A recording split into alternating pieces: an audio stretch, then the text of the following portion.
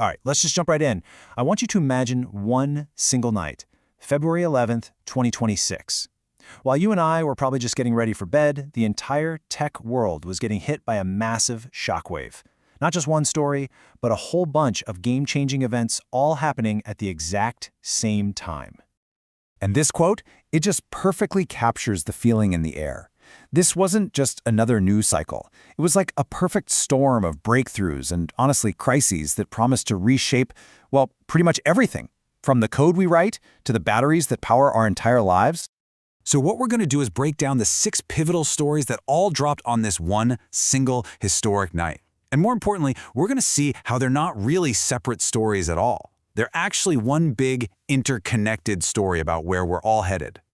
So, first up, let's talk about the paradox of AI. You know, that double-edged sword. Because on this night, we got a crystal clear look at both its incredible, mind-bending power and a really deeply unsettling vulnerability. The first shockwave actually came from inside the house, from Microsoft's very own research team. They found this massive flaw in today's AI, a technique called adversarial prompting. Now, to put it simply, it's basically a way to trick an AI into doing something it's been specifically programmed not to do, just by asking the question in a really clever way. And this is just, wow, this is the exact sentence that did it. It sounds so innocent, right? But this one little prompt was enough to completely sidestep all the safety guardrails and convince a super powerful AI to write malicious code. It's like a social engineering hack, but for a machine's brain. It's wild. And what's really terrifying is just how well it works. I mean, look at this.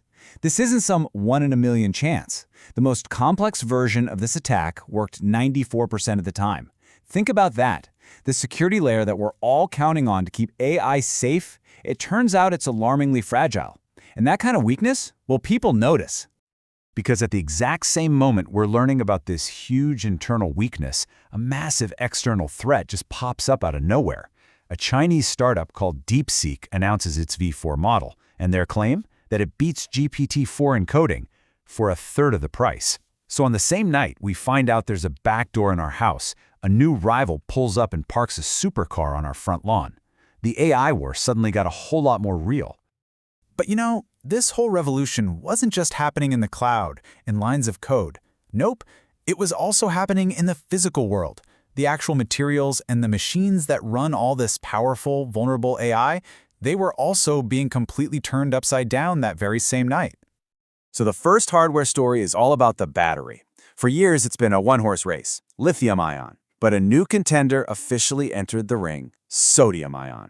It's built from something super cheap and abundant, salt. And it promises to totally change the economics of electric cars and, maybe just as important, those massive data centers that are powering this whole AI war.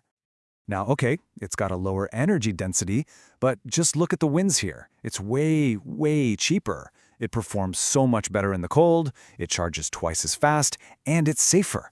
The very first commercial car with a sodium-ion battery hit the market this night, and that signals a huge shift towards affordable EVs.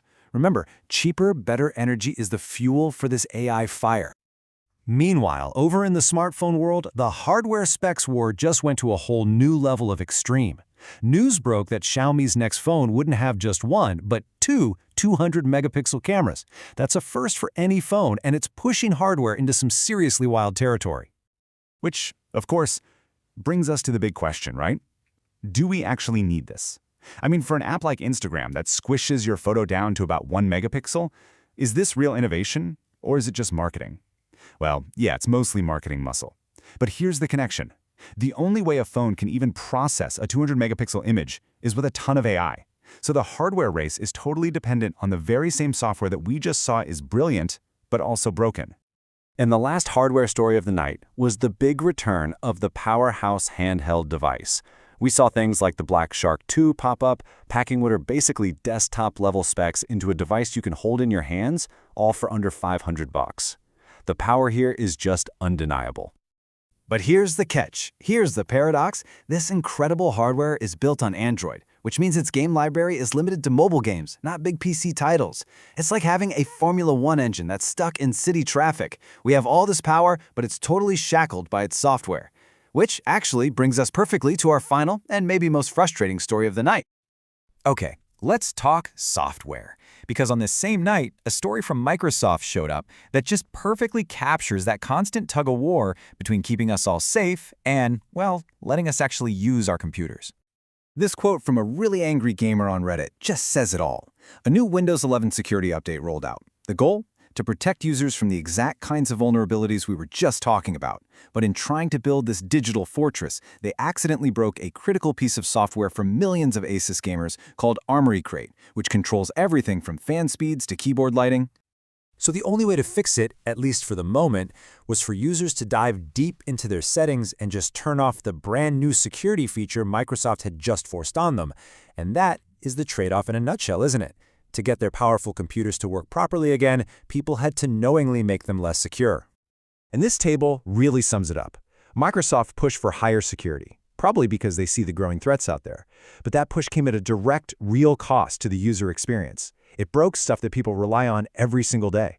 So, what does this all mean? We've got 6 seemingly random stories from one totally chaotic night. Let's try to connect the final dots here and see the single, clear picture of the 2026 innovation shift that they're all painting for us.